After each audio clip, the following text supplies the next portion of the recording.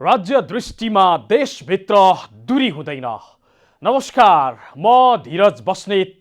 समाचारको गर्भमा विवरण मात्र होइन, कारण र निवारणको बाटो पनि हुन्छ। पर्दामा देखिने र छेकिने खोजीको खबर उद्घाटन गर्न तम तयार बाइलाइन। दर्शकबिन, दुई सार्वभौम मुलुक बीच मित्रताको सम्बन्ध हुन्छ, न कि दाजुभाइ वा कुनै नाताको।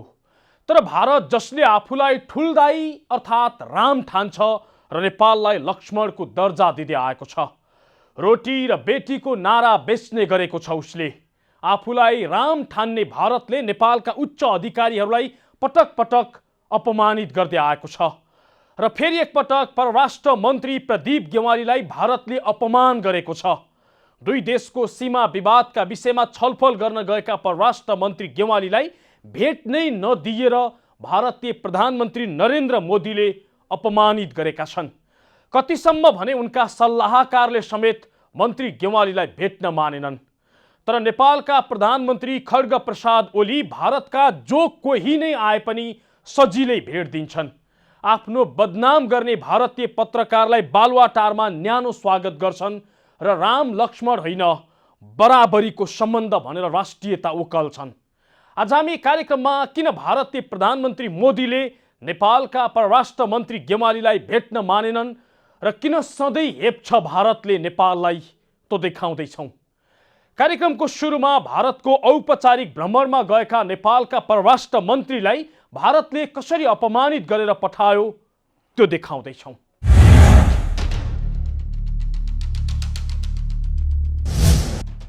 14 तारिकमा हाम्रो परराष्ट्र मन्त्री प्रदीप गेवालीजी, मान्य प्रदीप गेवाली भारत भ्रमणमा जाँदै हुनुहुन्छ। उहाँले हामीले हाम्रो भूभाग समेत सामेल गरेर छापेको नक्सा अथवा नक्सामा छापिएको भूभाग समेतका विषयहरू, विभिन्न विषयहरूमा छलफल गर्नुहुनेछ र हाम्रो भारतसँगको सम्बन्धलाई अझ व्यावहारिक रूपमा सफलतापूर्वक अगाडि बढाउन योगदान गर्नुहुनेछ। गत पुस 26 गते राष्ट्रिय सभालाई सम्बोधन गर्दै प्रधानमन्त्री केपी शर्मा ओलीले यस्तो भनेका थिए। 3 दिने भारत भ्रमणमा गएका परराष्ट्र मन्त्री प्रदीप गेवालीले यी विषयहरू कतै निकालेनन्, बरु उनलाई भारत भ्रमणको क्रममा मानभन्दा बढी अपमान भयो। भारतीय प्रधानमन्त्री नरेन्द्र मोदीसँग भेटघाट त परको कुरा, मोदीका राष्ट्रिय सुरक्षा सल्लाहकार अजित डोभालसँग समेत भेट गर्न पाएनन् नेपालका परराष्ट्र मन्त्री प्रदीप कुमार गेवालीले। दिल्ली स्थित नेपाली दूतावासले पटक पटक प्रयास गर्दा पनि भारतीय प्रधानमन्त्री नरेन्द्र नाथ मोदीले नेपालका परराष्ट्र मन्त्रीलाई भेट्न कुनै चासो नै देखाएनन्। यति मात्रै होइन, नेपालका परराष्ट्र मन्त्रीको भ्रमणबारे भारतीय विदेश मन्त्रालयले औपचारिक रूपमा विज्ञप्ति समेत प्रकाशित गरेन। विदेश मन्त्रालयले भ्रमणको अघिल्लो दिन मात्रै गेवालीको औपचारिक कार्यक्रम समितिको मिडिया एडभाइजरी जारी गरेको थियो। एडभाइजरीमा बिहिबार परराष्ट्र मन्त्री गेवाली दिल्ली पुग्ने, शुक्रबार संयुक्त आयोगको बैठकमा सहभागी हुने र शनिबार स्वदेश फर्कने मात्रै उल्लेख थियो। भारतीय प्रधानमन्त्री नरेन्द्र मोदीसँग भेट्ने प्रयास शनिबार अपराह्नसम्म असफल भएपछि परराष्ट्र मन्त्री गेवाली साँझ स्वदेश फर्किए। यद्यपि मन्त्री गेवालीले मोदीसँग भेटवार्ताका लागि कूटनीतिक, राजनीतिक र सैन्य च्यानल मार्फत प्रयास भने गरेका थिए, तर सफल भएनन्। त्यसो त 2 महिना अघि नेपाल भ्रमणमा आएका भारतीय विदेश सचिव हर्षवर्धन श्रृङ्खला, सेना अध्यक्ष मनोज मुकुन्द नरभडेदेखि रहका प्रमुख सामन्त कुमार गोयलले भने नेपालका प्रधानमन्त्रीसँग भेटको सहज अवसर पाएका थिए। भारत भ्रमणका क्रममा नेपाल र परराष्ट्र मन्त्री प्रदीप कुमार गेवालीको अर्को अपमान त्यति बेला भयो जब शुक्रबार नेपाल भारत संयुक्त आयोगको बैठकपछि मन्त्री गेवालीले भारत विश्व सम्बन्ध परिषदद्वारा आयोजित कार्यक्रमलाई सम्बोधन गर्दै थिए। त्यति बेला भारतका थिङ्क ट्याङ्कले ब्यानरको पृष्ठभागमा नेपालको पुरानै नक्सा राखेर नयाँ नक्साप्रति भारतले आफ्नो असन्तुष्टि पुनः दोहोऱ्याएको थियो। यसबाट के प्रश्न हुन्छ भने भारतले विगतदेखि नै नेपाल प्रति देखाएको हेपाहा प्रविधिलाई थप मलजल गर्यो र नेपालको आफ्नो स्वाभिमान प्रति रत्तीभरको सम्मान गरेनन्। उच्च राजनीतिक तहमा हुने भनिएको परराष्ट्र मन्त्री गेवालीको भेटवार्ता अन्तिममा रक्षा मन्त्री राजनाथ सिंहसँगको भेटवार्तामै सीमित बन्यो। शनिबार साँझ स्वदेश फर्किएका मन्त्री ग्यावालीले भने आफ्नो भारत भ्रमण निकै उपलब्धिमूलक भएको प्रतिक्रिया दिए। यस भ्रमणबाट नेपाल र भारत बीच रहँदै आएको घनिष्ठ मैत्रीपूर्ण एवं बहुआयामिक सम्बन्धलाई थप मजबुत बनाउने दिशामा योगदान पुगेको मेरो विश्वास छ। आगामी दिनमा थप द्विपक्षीय भ्रमणहरू तथा भेटघाटहरू हुने र दुई देश बीचको सम्बन्ध थप सुदृढ हुनेमा म विश्वास छु। उनको भ्रमण उच्च स्तरीय भ्रमण भएको र दुई देश बीच देखिएको सीमा विवादबारे गहन छलफल र त्यसबाट दुई देश बीच देखिँदै आएको सीमा विवादलाई सधैँका लागि अन्त गर्ने गरी निर्णायक वार्ता हुने धेरैको अपेक्षा थियो, तर भ्रमणमा त्यस्तो केही भएन। कति भने भारत भ्रमणमा जानु अघि सीमाको मुद्दालाई जोडतोडका साथ उठाउने एजेन्डा तय गरेका परराष्ट्र मन्त्री ग्यावाली सीमा विवादबारे कुनै ठोस कुरा नगरिकनै स्वदेश फर्किए। तर मन्त्री ग्यावालीले भने सीमा विवादबारे कुनै सहमति नभए पनि समस्या समाधान गर्नुपर्छ भन्नेमा दुवै देश सहमत भएको गोलमटोल जवाफ दिए। संयुक्त आयोग द्विपक्षीय सम्बन्धका सबै आयामहरूको बारेमा छलफल गरिने सबैभन्दा उच्च संयन्त्र हो। सन् 1950 को सन्धिको पुनरावलोकन, प्रबुद्ध समूहले तयार गरेको प्रतिवेदन, बाँकी सेगमेन्ट्समा सीमा सम्बन्धी कार्यहरू टुङ्ग्याउने लगायतका विषयहरूमा गहन छलफल भई सकारात्मक निष्कर्ष निकाल्ने काम भएको छ। बैठकमा नेपाल भारत बीच सञ्चालित विकास आयोजनाहरू शीघ्र र प्रभावकारी रूपमा सम्पन्न गर्ने बारे छलफल भएको छ। विकास निर्माण र समृद्धि हासिल गर्ने हाम्रो निरन्तरको प्रयासमा त्यसको सकारात्मक प्रभाव देखिनेछ भन्ने मैले अपेक्षा गरेको छु। प्रधानमन्त्री केपी शर्मा ओलीले धेरै पटक सार्वजनिक रूपमै परराष्ट्र मन्त्री ग्यावालीको भारत भ्रमणका क्रममा लिपुले, कालापानी र लिम्पियाधुरा क्षेत्र फिर्ता गराउने विषयमा कुराकानी हुने सार्वजनिक अभिव्यक्ति दिएका थिए। तर परराष्ट्र मन्त्रीको भारतीय समकक्षीसँगको भेट र संयुक्त आएको बैठकमा नै सीमा विवाद र दुई देश बीचको सम्बन्धलाई अझ प्रगाढ तुल्याउन नेपाल भारत सम्बन्धका जानकार व्यक्तित्व सम्मिलित प्रबुद्ध समूह इपिजीको विषयमा कुनै सामान्य कुराकानी समेत हुन सकेन, जसबाट भारत नेपालसँग भन्ने र गर्ने व्यवहारमा धेरै फरक देखाइरहेको स्पष्ट हुन्छ। दुई देश बीच रोटी बेटीको सम्बन्ध रहेको घनिष्ठ मित्रता हो भन्ने, तर भारतले देखाएका यी र यस्ता हरकतबाट भारत नेपालप्रति कस्तो वैभाव राख्छ भन्ने कुरा स्पष्ट भएको छ। भारतबाट ब्रिटिस साम्राज्य हटे पनि भारत अहिले पनि भूभाग कब्जा गर्ने र साम्राज्य बढाउने सोचबाट पछाडि हटेको देखिँदैन। नेपाली भूमि कब्जा गरेर सेना तैनात गरेर बस्दा नेपालले आफ्नो राजनीतिक नक्सा सार्वजनिक गर्न समेत पाउँदैन। आफ्नै भूगोल समावेश गरेर जारी गरेको राजनीतिक नक्सा प्रयोगमा ल्याउन दिँदैन। बरु नेपाली भूमिमै बसेर छलफल गर्ने भन्दै यो विषयलाई लम्ब्याउन मात्रै चाहिरहेको छ। यदि प्रधानमन्त्री केपी शर्मा ओलीले नेपालको लिपुले, कालापानी र लिम्पियाधुरा क्षेत्रबारे आफ्नो अडान राखेर परराष्ट्र मन्त्री मार्फत भारतीय समकक्षीलाई सन्देश पठाएका थिए भने भारतीय प्रधानमन्त्रीले किन भेट्नै मानेनन्, यो गम्भीर विषय हो। भारतबाट आउने ससाना कर्मचारी र सामान्य संसारकर्मीले पनि बालुवाटारमा रातो कार्पेट पाउने, तर नेपालको प्रतिनिधित्व गरेर गएका परराष्ट्र मन्त्रीले भारतीय प्रधानमन्त्रीसँग भेट गर्नै नपाउनु अत्यन्तै अपमानित व्यापार हो। प्रधानमन्त्री ओलीले भारतीय मिडियालाई दिएको अन्तर्वार्ता जस्तो समान हैसियत नभएको यही घटनाबाट पनि पुष्टि हुन्छ। त्यो बाहेक पर्याप्त गृह कार्य र पूर्व योजना बिना एजेन्डा विहीन भएर गरिएको परराष्ट्र मन्त्रीको भारत भ्रमण फकत औपचारिकता बाहेक अरू केही रहेन र भएन। मतलब जुन एजेन्डा बोकेर परराष्ट्र मन्त्रीले भारत भ्रमण गर्लान् भन्ने थियो, त्यो अपमान र असफलतामै सीमित रह्यो। हो, हाम्रा मन्त्रीहरू भारत जान मात्रै पाए पनि के न हुन्थ्यो जसरी हानिन थालेपछि भारतले हेप्यो भनेर चिच्याउनुको कुनै अर्थ छैन। आवश्यकता भन्दा बढी ओहोरी दोहोरी गर्यो भने ससुरालीले पनि ज्वाइँलाई फाल्तु ठान्न सक्छ। भारतले यस्तै प्रवृत्ति देखाएको हुन सक्छ। भारतले यसो गरिरहँदा नेपालका प्रधानमन्त्रीले भने भारतका जो कोहीलाई पनि बालुवाटारमा न्यानो स्वागत गर्ने गरेका छन्। उक्त प्रसङ्ग जोड्नेछौँ तर एकैछिनको विश्रामपछि।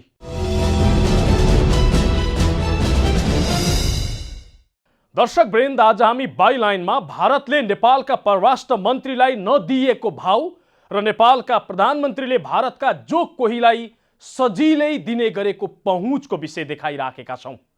नेपालका परराष्ट्र मन्त्री भारतबाट अपमानित भएर फर्किरहँदा हाम्रो देशका प्रधानमन्त्रीले भारतका जो कोहीलाई बालुवाटारमा सहजै भेट दिन्छन्। आफ्नै बदनाम गर्ने भारतीय पत्रकारलाई न्यानो स्वागत गर्छन्। सचिव सहसचिव जो आए पनि रेड कार्पेट ओछ्याएर सम्मान गर्छन्। सायद मिल्थ्यो भने हाम्रा प्रधानमन्त्रीले भारतका कुकुरलाई समेत भव्य स्वागत र सम्मान गर्थे होलान्।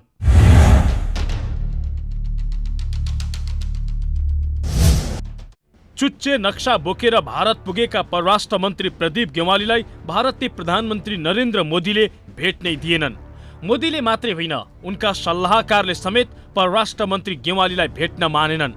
तर नेपालका प्रधानमन्त्री केपी शर्मा ओलीले भने भारतका जो कोहीलाई सहजै भेट दिन्छन् र प्रमुखदेखि गोदी मिडियाका पत्रकारलाई समेत उनले बालुवाटारमा न्यानो स्वागत गर्दै आएका छन्।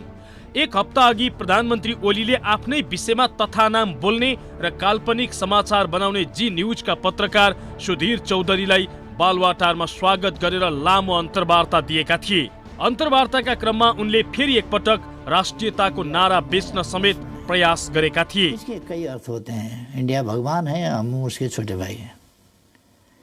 इंडिया बड़ा भाई है, हम छोटे भाई हैं। मैं कहता हूँ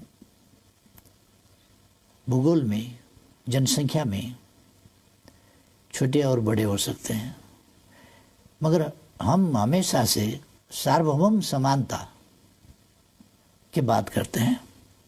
अर्थात हम छोटे या बड़े नहीं हैं। साइज में छोटे बड़े हो सकते हैं, मगर राष्ट्र के रूप में, एज ए नेशन, एक देश के रूप में छोटे बड़े ये फीलिंग रखेंगे तभी बॉस होता है। इसमें कुछ जरूर कुछ प्रॉब्लम इस सेंटिमेंट में है, और हम चाहते हैं कि हम दो देश, सार्वभौम सत्ता संपन्न देश, सुवरेन देश, दो पड़ोसी देश, दो पड़ोसी मित्र देश जो एक रीजन में रहते हैं, हमारा संबंधों को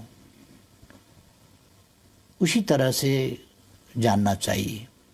प्रधानमन्त्री ओलीले बालुवाटारमा सहजै पहुँच र अन्तर्वार्ता दिएका भारतीय पत्रकार सुधीर चौधरी तिनै पात्र हुन् जसले 6 महिना अघि भ्रामक समाचार प्रकाशित गरेर ओलीको बदनाम गरेका थिए। ओली की इस्किया नाम दिएर कार्यक्रम बनाएको उनी सहितको टोलीले ओली र चिनिया राजदूत हौ यान्छी बीच गहिरो प्रेम सम्बन्ध रहेको दाबी गरेको थियो। ओलीले यान्छीलाई मनमुटु दिइसकेका छन्, त्यसैले यान्छीले जे भन्छन् ओली त्यही मान्छन् भनेर व्याख्या गरिएको थियो। ओली र यान्छीको काल्पनिक प्रेम कथा समेत कार्यक्रममा पस्किएको थियो। एक चीनी जासूस ने शुरू किया जो नेपाल में राजदूत का लबादा ओढ़कर पहुंची थी, जबकि थी वो विष कन्या, जिससे शकिया करके ओली के दिल डोल गया। नेपाल में हर समारोह में, हर कार्यक्रम में हो यांकी दिख रही थी।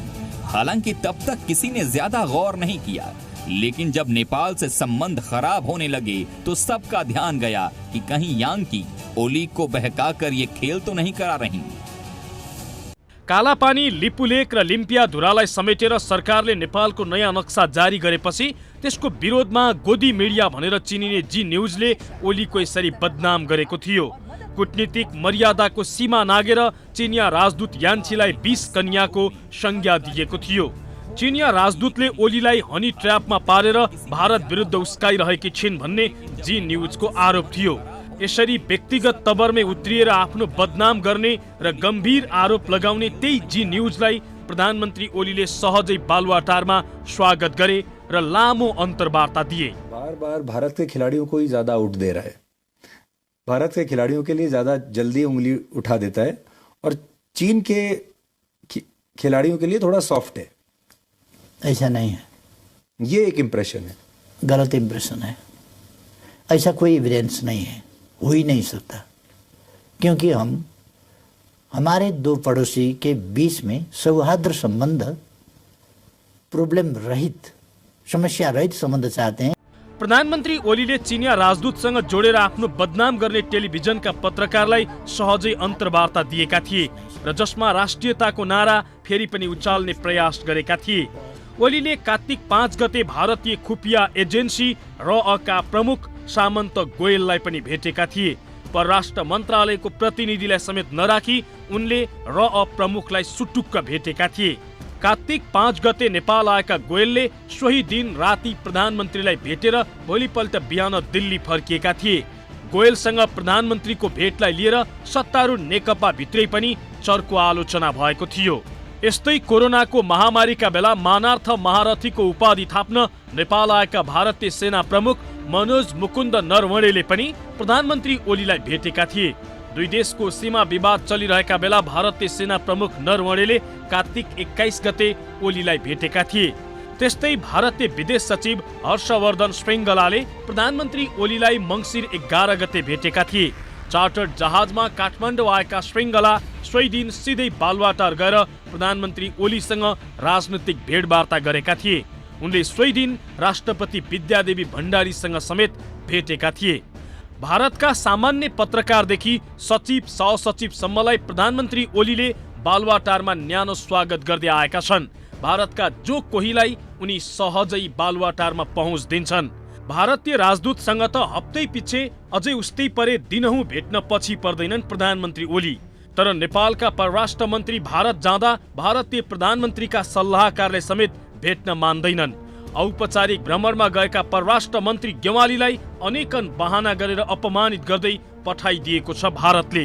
नेपालका प्रधानमन्त्रीले भारतका सामान्य व्यक्तिलाई समेत भेट दिएर आफ्नो स्तर कायम नगरेकै कारण भारतले हेप्दै गएको परराष्ट्रविदहरूको तर्क छ।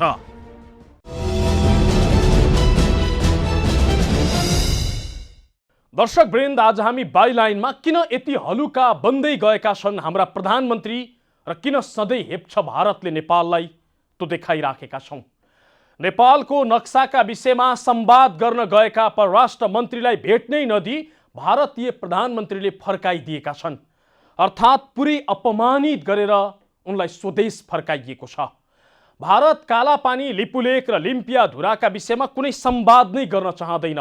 यही कारण उसले विज्ञ प्रबुद्ध समूहले बनाएको प्रतिवेदन समेत बुझ्न मानेको छैन।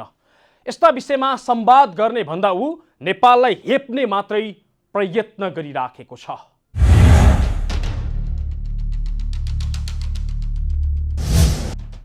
तीन दिने औपचारिक भ्रमण सकाएर परराष्ट्र मन्त्री प्रदीप कुमार गेवाली शनिबार नेपाल फर्किए। गेवाली नेपाल फर्कदा जुन शानका साथ आउलान् भन्ने थियो त्यस्तो देखिएन। शनिबार साँझ त्रिभुवन विमानस्थलमा उत्रदा उनको अनुहारमा कान्ति थिएन। जति बेला परराष्ट्र मन्त्री भारत भ्रमणमा जाने तयारी हुँदै थियो त्यति बेला लिपुलेक, कालापानी र लिम्पिया धुराको विषय जोडतोडका साथ उठाउँछन् भन्ने आशा गरिएको थियो। परराष्ट्र मन्त्रीको भारत भ्रमणको ठिक अगाडि प्रधानमन्त्री केपी शर्मा ओलीले भारतीय मिडियालाई दिएको अन्तर्वार्तामा पनि सीमा विवादमा आफ्नो दाबीलाई प्रधानमन्त्रीले दृढताका साथ प्रस्तुत गरेका थिए। परराष्ट्र मन्त्री भारत जाँदा यही विषय प्राथमिकतामा पर्छ र केही न केही निचोड निस्कन्छ भन्ने आम अपेक्षा थियो। भ्रमणमा सीमा विवादबारे छलफल हुने अपेक्षा गरिए पनि भारतीय पक्षसँग त्यस किसिमको छलफल हुन सकेन। बरु काम चलाउ हैसियतमा रहेको वर्तमान सरकारले सीमा विवादको तिक्ततालाई थाती नै राखेर फर्कियो। तर सरकार भारतीय विश्वास आर्जन गर्नमै समय खर्च गरिरहेको देखियो।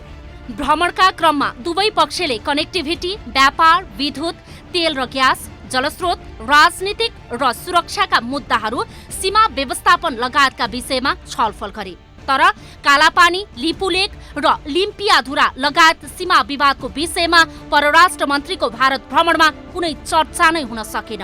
परराष्ट्रविद डाक्टर दिनेश भट्टराई सीमा विवादका विषयमा भारत कुनै छलफल नै गर्न इच्छुक नदेखिएको बताउँछन्।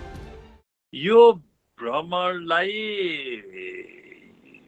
हेर्नु, कूटनीतिमा स्टाइल हुन्छ, सब्सटेन्स हुन्छ।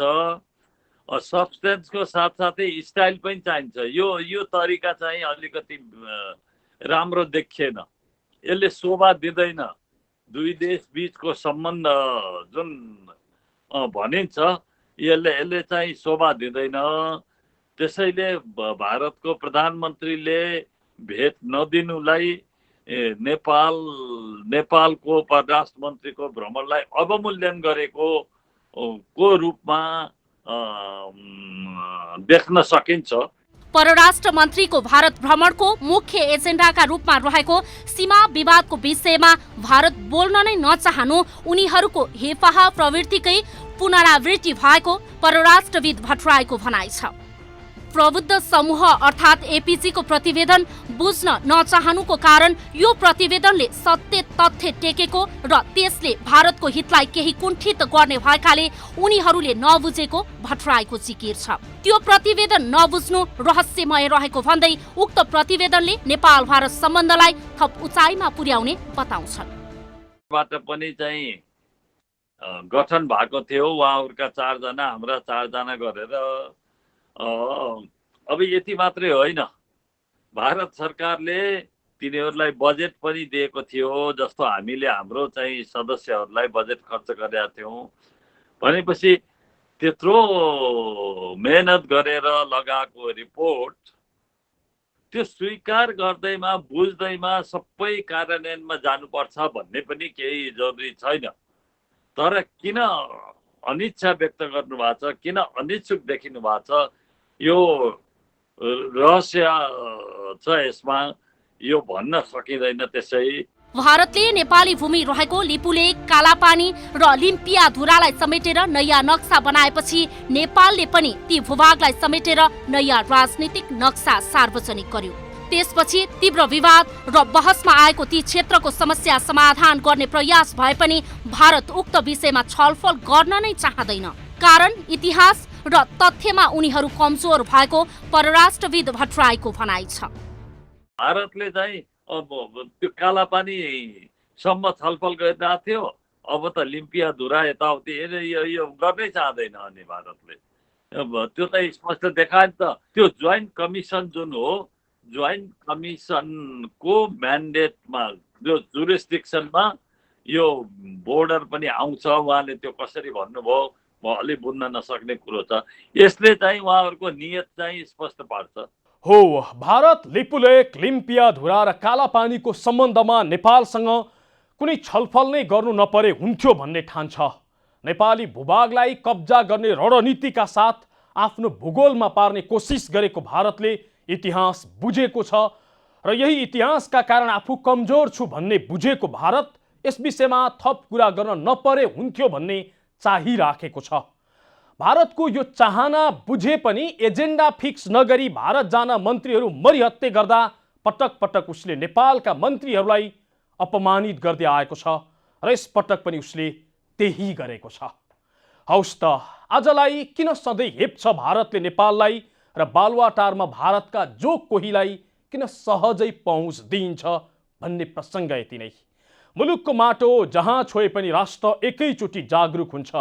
यो दूरीविहीन आचरण नै समाचारको मूलधार बाइलाइन अर्थात् जिम्मेवार पत्रकारिता। नमस्कार।